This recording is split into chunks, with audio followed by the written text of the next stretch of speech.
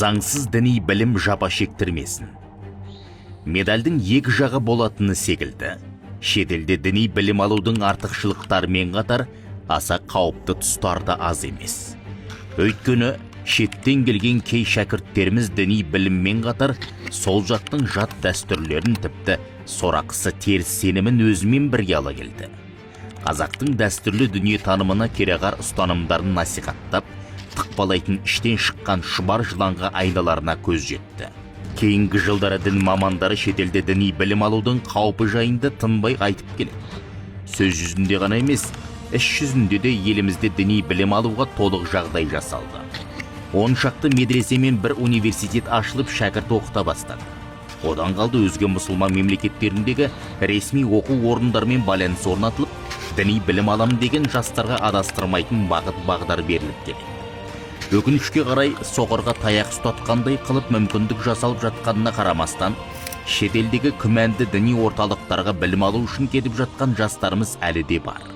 Әсіресе діни сауаты таяз жандарға таза шариғат, таза исламды үйретеміз деген желеумен өз идеологияларын миларына сіңдіретін деструктивті ұстанымдағы марказдардың мысы басым. Бұл оқу орындардың басты қаупі олар діни білім беруден гөрі адамның санасын улау, мемлекеттің зайырлы құрылымына қарсы тәрбиелеу, радикалды идеологияны меңгертуге басымдық береді. Бұдан шыққан жастар қоғамнан оқшауланып, мемлекет заңдарын мойындамай, айналасына қауіп төндіретін деңгейге жетуі мүмкін. Оның алдын алу үшін біріншіден діни білім алғысы келетін жастарға отандық ресми медреселер мен университеттерде сапалы, заманауи білім берілетін насихаттау қажет. Екіншіден, ата-аналар мен ұстаздар жасөспірімнің қызығушылығын, айналасын, интернеттегі әрекетін бақылап, қажет кезінде дұрыс бағыт-бағдар бере білу қажет. Үшіншіден, ақпараттық қауіпсіздік пен медиа сауат заманның басты қажеттілігі. Жастардың білім алуға деген ұмтылысын қолдау қоғамның парызы.